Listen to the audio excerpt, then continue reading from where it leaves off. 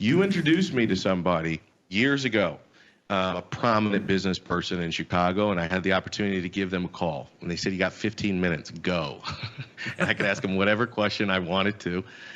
They gave me a story inside of that 15 minutes. It was the story of the Samwer brothers, Samwer. They are three German brothers.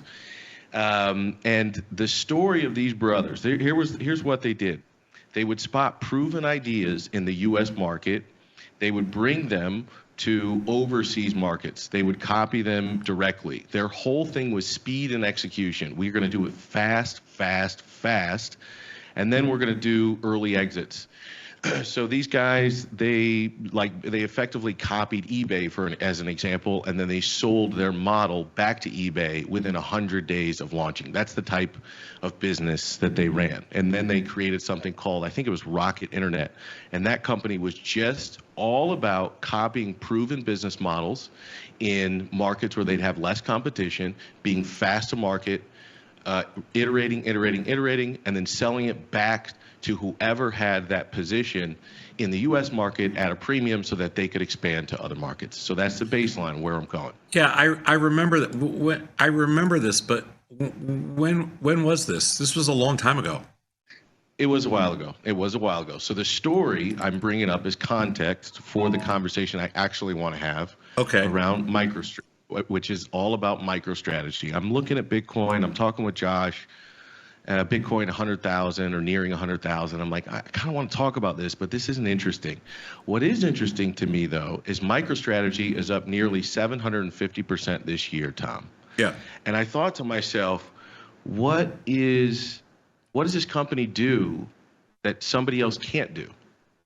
And the answer is really nothing. They've got some internet software kind of business that they do, but that's not why they're up 750%. They're up because they keep issuing convertible debt and using that money to purchase Bitcoin.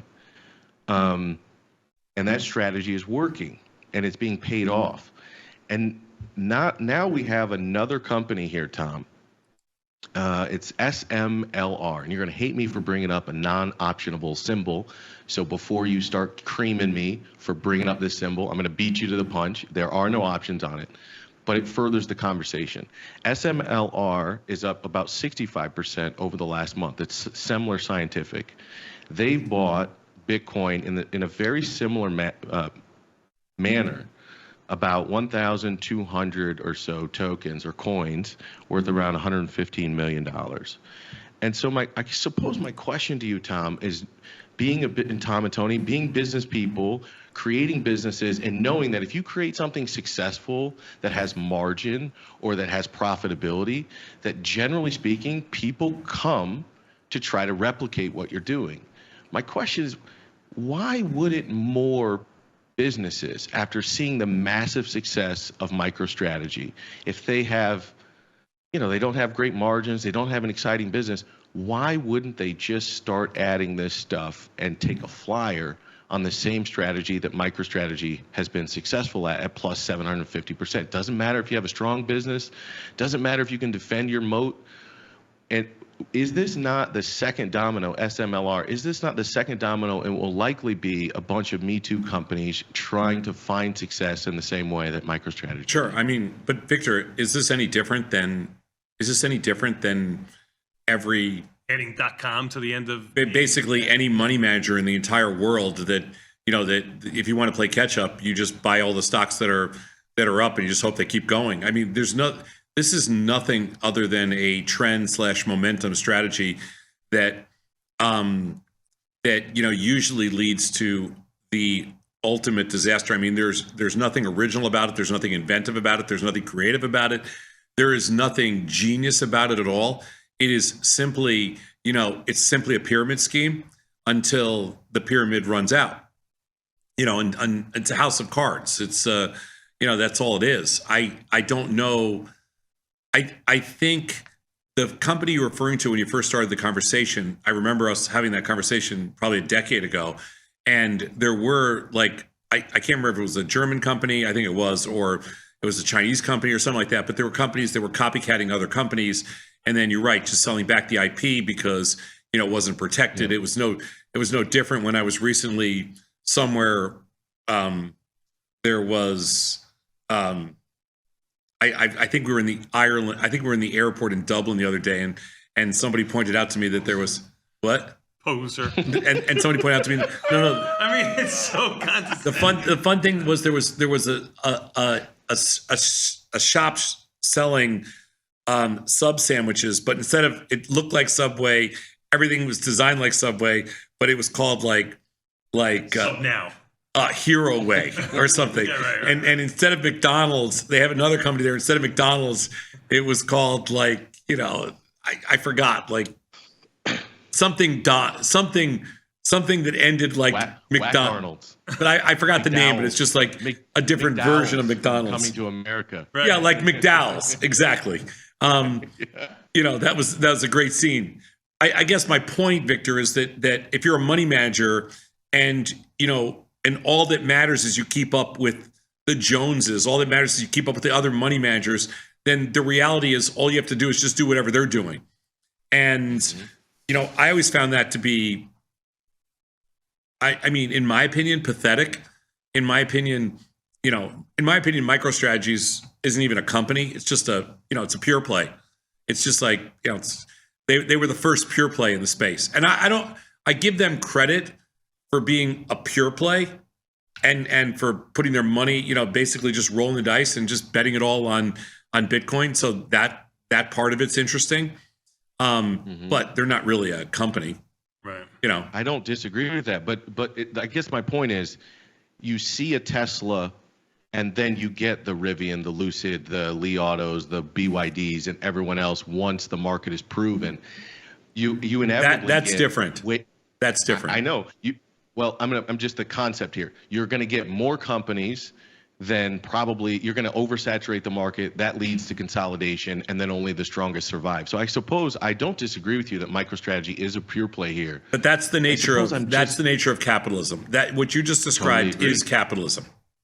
I totally agree. If the Samwer brothers, they are an example of the very same concept of capitalism I'm talking about. My point to you is, doesn't that mean that there probably is room for more than one pure play? Like there was only room for Facebook, and you could only invest in Facebook until there was like LinkedIn and Snapchat and all these others. Now you can spread capital across multiple social media plays instead of having only one pure play. Before you had one EV play, now you've got multiple. In the same sense that you have effectively one MicroStrategy, I'm just making the argument that over the longer term, there probably is room for multiples of these types of instruments, of CEOs or boards that are going to want to issue convertible debt.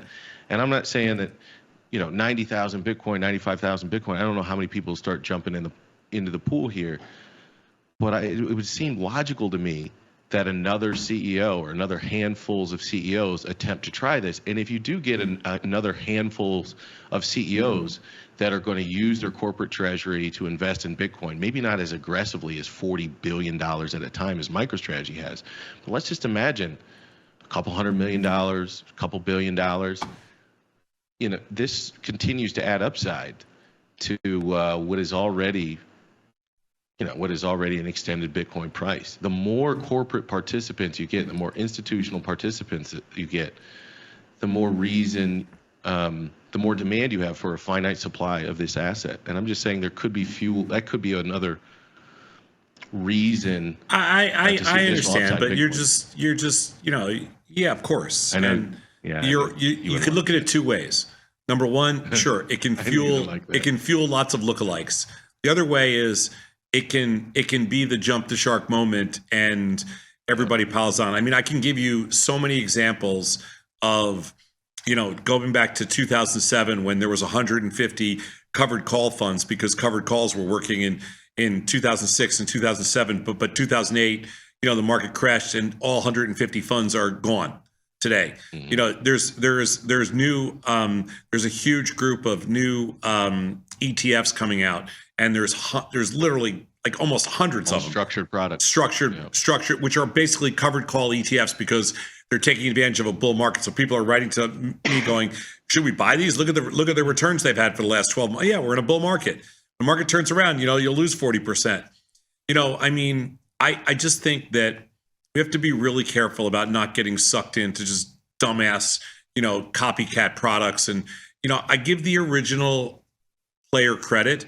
In the MicroStrategies world, and in what's happening now is there are almost a new ETF or multiple ETFs a day popping up that are leveraged inverse, 2 times MicroStrategies, 3 times MicroStrategies, inverse MicroStrategies, inverse Bitcoin. Like now you're getting to the point where it's almost gotten out of control. And, every prop firm is supporting these products right now because the arb between all of them, it's like sitting around the table as 2 retail customers and 17 prop firms. And the prop firms are trying to, take advantage of each other and the few retail customers, and they're all trying to arb all these markets back and forth for a few pennies an edge. I don't think that any part of that is sustainable. And I think that it's actually very clear red flag and a jump the shark moment. And I think that it's not a strategy. It's more of a desperation play, but it is a derivative of capitalism. And so we're not going to abandon capitalism and abandon free markets because at the end of each crazy, blowout market segment, there's there's an event that takes place like this. This happens all the time. It's happened through over decades, and it's usually, a top. Look, today, I'm mad at myself for not selling the opening, but this is absolute classic. They hooked everybody. I mean, I'm going to guess I'm a little short MicroStrategies, and I haven't covered a freaking one lot when it was up $50, $60 this morning. And I'm telling you, now it's only up 19. It's going to be down $50 in a day. If they get Bitcoin down, they'll be down 100. Oh my God, it's crashing. It's only up 24. Oh, I know. oh my God. But if you had Bitcoin, since the beginning of the month, it's only up $250. I understand. It's crashing off of its highs. You're just buying into the hype. That Bitcoin goes down $3,000 from here, that thing will be down 50. It's true. It's true. It's got a beta 3. Let me ask you this. Yes, exactly. It's doing what it's supposed to do. Yeah. They are who we thought they were. In 2021, you asked me, you were speaking to Contras just now. So let me go with that a little bit. In 2021, you had asked me in a segment that we did, the market was getting flooded with new issues. It was IPOs, and there were also, Chamath Palihapitiya's stuff that the SPACs that they were unloading on everybody. And you had asked me, were the number of IPOs and new issues, did I see it? Did I perceive the busyness of Wall Street as a contra indicator? I'm curious, man, because I'm looking at Karp, the CEO of Palantir. I'm looking at Bezos, I think, hold the 2000 line selling in Amazon. I'm looking at all these reports of insider selling, and today I read the actual statistic. The ratio of unique sellers to buyers among the S&P 500 companies is 23.7 sellers to 1 buyer. So this is insider selling to buying. 23.7 sellers to buyers in the fourth quarter, which is the highest level since the digital disclosures of insider trades were first mandated back in 2004. If we continue at this pace throughout the quarter, the highest since this statistic has been recorded was 23.6 to 1, which was back in that second quarter of 2021. So February of 2021 was when ARK put in that high. So I'm asking you, does Tom Sosnoff, you sort of saw IPOs as a contra. Does any part of you see the level of insider selling that's occurring right now as a contra, or are you more careful to think about insider selling, or do you even care? Do you think it matters? I don't really. I don't think about insider selling the way you think about insider selling. I mean, I've over the years been, fooled by a lot of statistics on insider buying and insider selling. To be quite honest, my preference is to stay away from that because there can be a huge time lag. But I will tell you that insiders generally are. I mean, insiders, not that they know what's going to happen, but just the totality of all the insiders is usually a pretty good indication of what the market is going to do next, but next may be somewhere down the line. Like next doesn't have to be tomorrow. I mean, it's a slight tell on direction, but not when. So you got to be careful using The hardest challenge with it is when. That's exactly right. The hardest challenge is when. All right, last one. I'm going to get out of here if you don't mind. If I have any leeway or rope, or am I getting the Sandman kick out? Am I getting kicked out? Tony? No. Give it to us. Give it to us. We actually have a little bit extra time. Mr. Scott Sheridan is not with us. We will go to the phone lines today. So please help yourself, my friend. All right. So then I want to go back to Nvidia. What does it say in your guys' mind when a company can grow by grow the revenue by 94% year over year and the stock is down $1 day over day? Does it mean simply means that the market is wicked smart and all this stuff was priced in, or does it mean do you think we're reaching this pinnacle where we saw 250% revenue growth, 220% growth, 150% growth. Now we're at 100% growth, and the market is just saying we've pretty much priced a lot of this good news in. Some part of me, and maybe this is my bias speaking because I am leaning short the NASDAQ here. Some part of me says, one, how is that not sort of, how do you not take that as sort of negative short term? And then two, if you were going to put an incremental dollar into AI, why would you put it in Nvidia here? Why wouldn't you go to something like Broadcom, AVGO, or MU, Micron, or Taiwan Semiconductor? All these things are trading further off their highs than Nvidia at highs, which is telling you we've already priced in 100% year-over-year growth, and you're going to have to do a lot more to excite those investors. If you were going to put an incremental dollar, why wouldn't you go somewhere else where you actually get price discount off highs? I don't know. I can't tell. I agree with you. Don't hold back. I can't tell if he's like, Jesus, what the? I think he agrees with you. Yeah. Let's see what Mikey says. He agrees. Mikey, do you like it? I'm gonna clip that facial reaction, and the only answer I needed was what you just did. It was like, this guy again. This guy. Yeah. I'm not sure where to go, Victor. I should have stopped at the second one. Hey, you can start with this. MSTR was just red. I don't get how you can disagree with that. I'm leaning the same direction as you. Totally agree with you, Victor. I'm talking about buying discount instead of buying the price extreme. Aren't these tasty mechanics I'm talking about? Yeah. Hang on one second. Let me see. All right, that's it. I don't want the fire. You're 100% correct. I did that in Microsoft on my Option Trades Today podcast a couple of days ago. What'd you do? Trying to catch a directional bias. Microsoft really hasn't participated with the overall market, nowhere near its highs. So to your credit, yeah, I'm looking not to fight what's going on, but maybe find something that can have a little bit of a move for a day. I just think it's easier said than done. It is easier said than done. I mean, in hindsight, it's very easy. Those who can do, those who can't teach. But good job out of you, Sus. My man's teaching over there. My man Victor's doing. We're going to take a quick 90-second break and come back. By the way, real quick. Love the percent change on the top of the platform. Nicely done, gentlemen. Love it.